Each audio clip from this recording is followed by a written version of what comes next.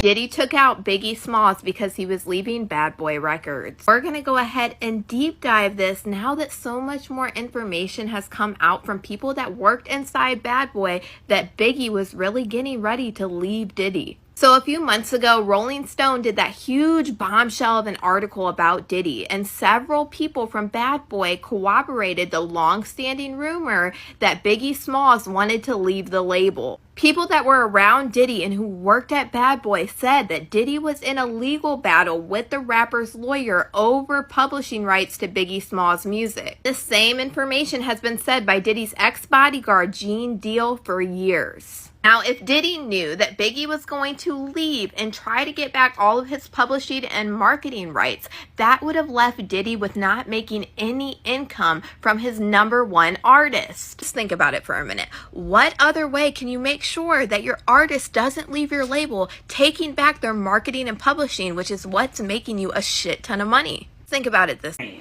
See, that's the same theory they be coming up with about a lot of these artists, that they be getting took out so the label can continue to profit this way. For over 25 years, Diddy continued to get Biggie's publishing after he passed away that continued to make him millions of dollars. Oh, and Diddy's very calculated, so let's say that he is the one that allegedly took out Tupac Shakur. What is the best way to make sure Biggie Smalls disappears since he's leaving your label? Oh, of course, blame it on the East and the West Coast rap battle. That's what everybody thought for the longest time. They thought Tupac's murder caused a retaliation for Biggie. We're about to get into exactly what I found that might prove that that's probably not the case. Do you guys remember Russell Poole, the LAPD officer who said that he found out that officers from LAPD were involved in the unaliving of Biggie Smalls? He said David Mack and Officer Perez were the two officers that he found out were at the Peterson Museum the night that Biggie passed away. Now just wait, because we'll get into this a little bit deeper in just a minute. I'm going to show you guys a video of Diddy admitting that he hired off-duty LA. The crazy part is this correlate with the same stuff that was in that book that Kim supposedly didn't write or didn't have nothing to do with. It's crazy because our kids came out with, like, the PR team. They came out and they addressed the book, and they was saying, like, they was kind of like throwing blows at, because supposedly it was one of Kim's friends that the book had was, that, you know, put together with PD officers to work that night at the Peterson Museum, which is the one thing that alarmed me to my core, because if you remember, Gene Deal and everybody else said that that night at the Peterson Museum, Diddy didn't even have enough of his personal security to secure Biggie, because Biggie was going to LA after the Tupac thing, so tensions were high. It sounds like you hired these two off-duty officers and told nobody about it. When we were out there, we had off-duty California police officers as security with us that night that it happened also.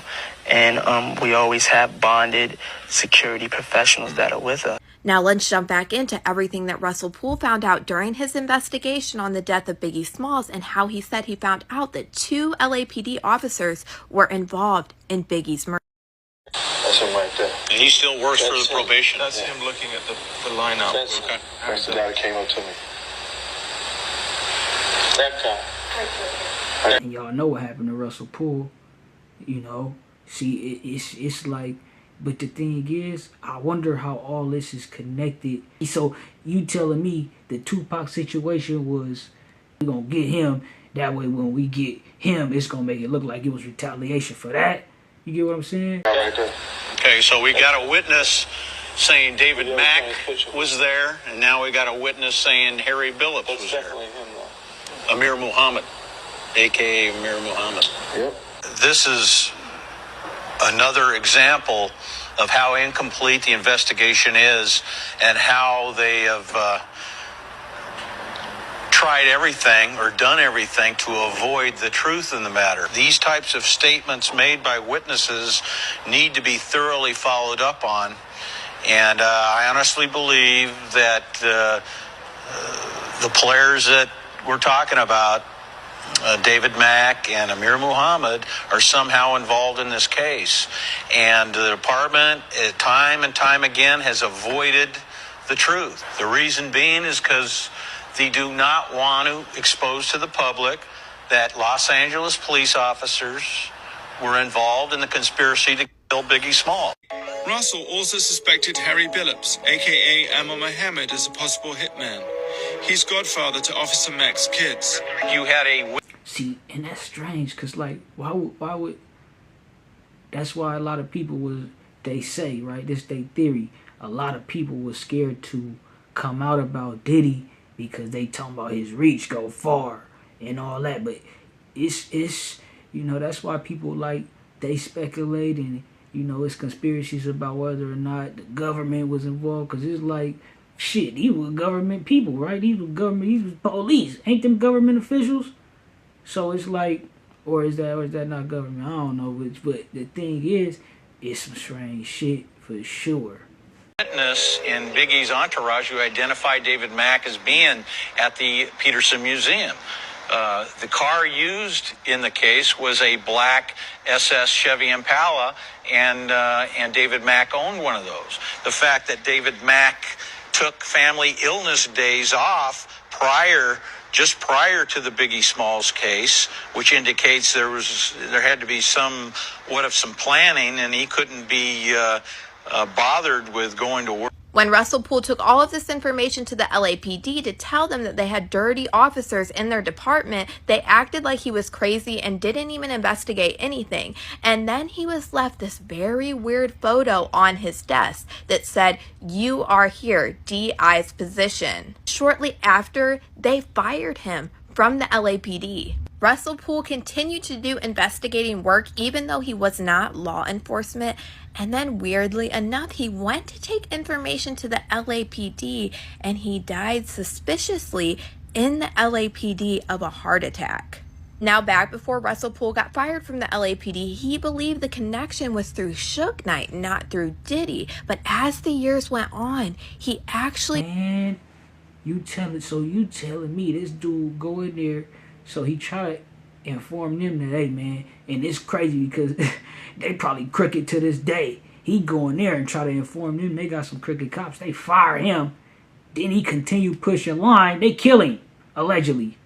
You know what I mean? Suppose that's what it looked like. He talked to Suge Knight and said that, "I am sorry, I thought it was you." And he said that he thinks it was somebody else that worked with the LAPD to Biggie Smalls. So then I went and pulled up these FBI files on the death of Biggie Smalls, and it said several sources have identified the shooter. It has also been noted by several sources that the LAPD officers attended this party and were seen just prior to the shooting. And we can fill in this blank right here because of Russell Poole. So this was David Mack is the registered owner of a 1995 black SS Impala with chrome wheels, the exact description given as being the driver of Wallace's shooting. Now, it also says sources stated that there were other LAPD officers present and were seen talking on cell phones when Biggie Smalls was leaving the party and entering his car. This part is all blurred. So the thing is, it's like if the FBI know all this, see, it be some, maybe my theory is it be good and bad people though, right, in the mix. And then when you get to a high level, they be having to be like, you know, they be having to, because they don't know who infidel, who good, and who evil, so they be having to, I don't know, you know, try to work it out. But the thing is, it like them trying to throw us off with blaming Suge and blaming this, you know, it be a trip. And then certain people do be kind of like just trying to dispel it, like, yeah, this Vlad being one of them.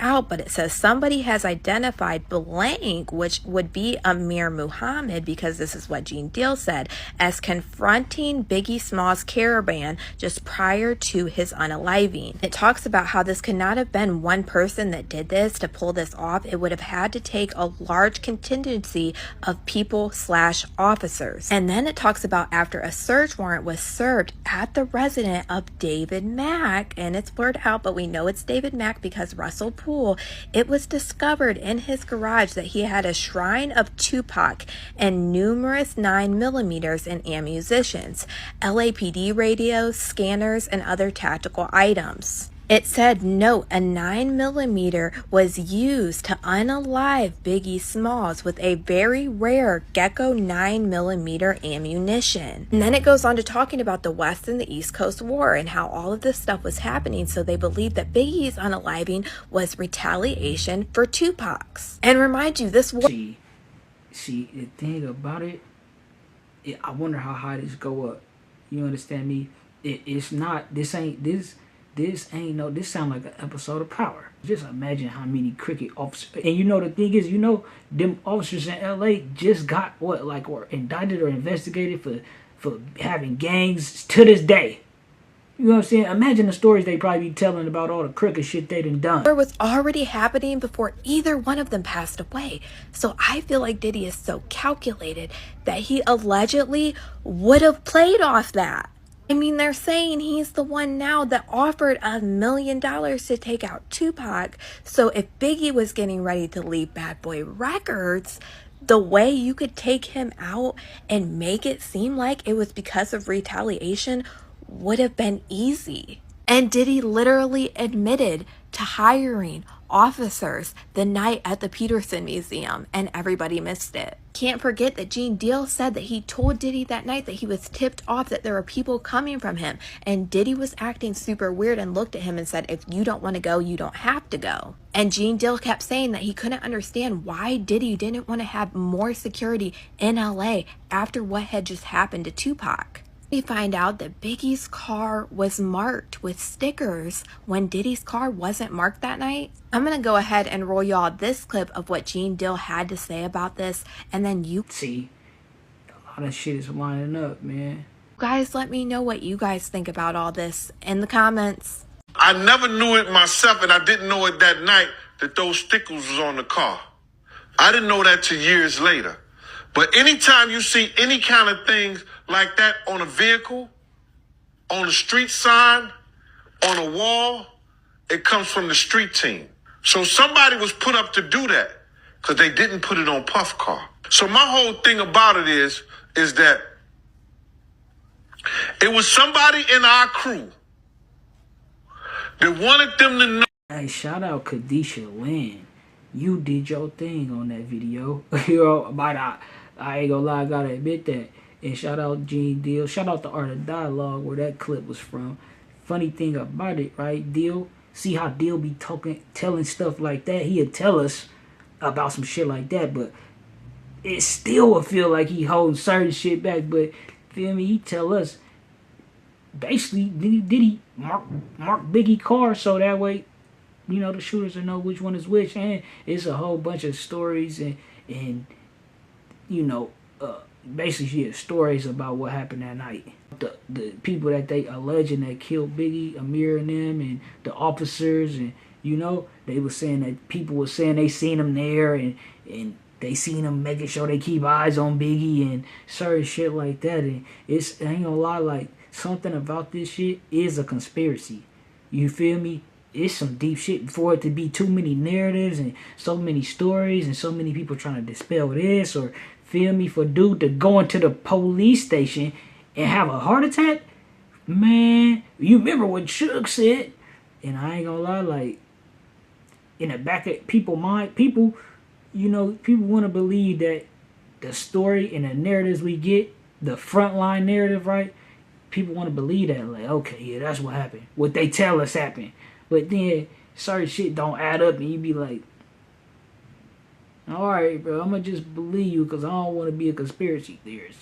You understand me? That's how most people fuck with it. But y'all let me know what y'all think, man. Shout out Kadisha Lynn one more time. Shout out everybody she got these clips from, because I don't know, but she did her thing, though, putting that together.